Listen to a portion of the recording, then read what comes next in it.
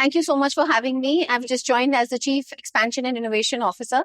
Payments is what we do on a daily basis. I've been doing it for the last 20 years and excited to join in this phase where we can finally not only democratize payments, but make it accessible to everyone using not just technology, but the power of collaboration and bridging the gaps that really exist between policymakers, technologists, and sometimes even companies.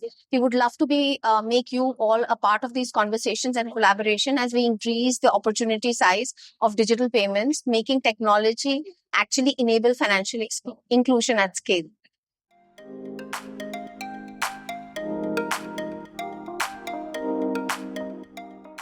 I think customer expectations have been molded by what we've provided them, and COVID has been that test that where we've seen that customer expectations have risen through the roof. Everything has an instantness attached to them. Real-time payments have hit the roof.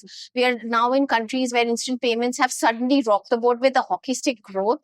And these are all at the back of low cost or zero cost payments. So I wouldn't say that customers are used to a free lunch, but customers are generally interested in things that work, are safe, secure, and now at zero cost. So what's really going to be interesting is to see the shift, if it happens, from zero cost to low cost payments, because payments as an infrastructure needs the enablement and support of the ecosystem. Also, we're having a lot of conversations where we're noticing that customer expectations are being molded by the quality of service, which means that they expect payments to be secure, which also means that they do not appreciate failed transactions and failed customer experiences. So companies and businesses really have to rise up to their expectations.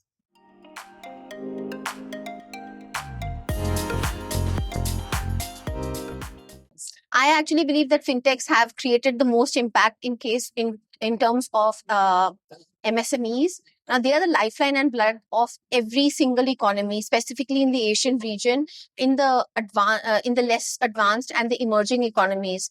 If you talk about India, you talk about Indonesia, Philippines, Thailand, everywhere it's the same thing. These MSMEs used to be local not because they wanted to be, but digitization has suddenly helped them to go from a 10 to even like a 200, 300 people opportunity to suddenly 200, 300 million opportunity, because cross-border trade has increased. Now, my question at this point is, what were the fintechs doing earlier? It was about enabling consumers. Now that digital payments and methods of acceptance have actually reached a matter of stability, now it's time to look at the MSMEs who are actually selling the products and services that need to be taken to the world where there are no borders. And that's what the power of the internet is, because we are a world without borders, so cross-border trade should be without borders as well. At least that will be the vision going forward.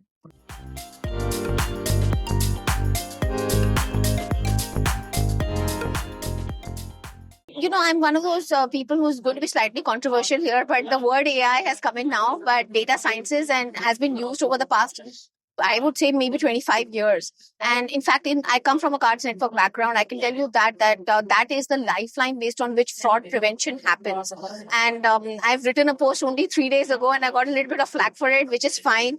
But my cards didn't work. And that's not a great experience, specifically when you're traveling so much and when you have huge credit limits and they still don't work. But something got flagged, and that was not because of AI. It was at the back of fraud parameters that essentially did not like the merchant that I was transacting with. So that shows that data science as well as intelligence built on top of it is actually built to help protect us. So I see these use cases as not being pervasive. I see them as an ethical implementation, which are helpful for actually protecting consumers and businesses. But again, these are not something that didn't exist earlier. I'm looking for that cutting edge business use case of AI and financial services, where it's not about taking jobs away, but essentially making the technology even more powerful to implement, which means innovation and therefore shipping products becomes faster. That for me will be the big win, because we see these winds of change with regulators and compliance becoming extremely tech heavy and requiring changes that take loads of man days and tech days. What can we do to reduce that cost, and how can AI make that better for us? That would be the great thing. Day where we can ship things out in compliance and regulation, maybe in a couple of hours.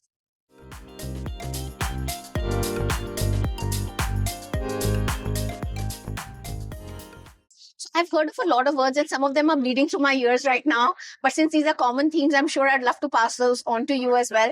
I've heard regulatory harmonization as a key method as well as an objective that all of us need to attain as an ecosystem. And EPA is doing great and groundbreaking work in this area. I feel that this is something that actually helps to increase the opportunity and therefore the base of the pie rather than trying to think about us as competitors. We're thinking about collaboration opportunities, and that is great because this is not just governments coming in, these are regulatory organizations which really believe in the power of opening up. The second is interoperability. I think the days of being able to operate in an environment where we've had very closed way of thinking about things has changed. Interoperability in payment systems has existed, but now there's another demand to continue to grow it because consumers don't like to be put in walled gardens. And I would say the third thing is definitely cybersecurity. It's an off-beaten thing. It keeps told to us like almost 10 times a day now to prevent fraud and spamming and phishing. But my cybersecurity is not an imperative.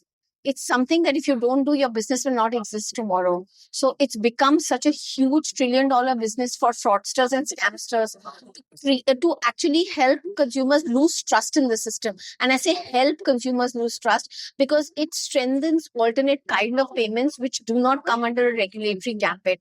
And that is a huge risk for the entire ecosystem. So I really believe that these are three themes that we'll see being repeated often.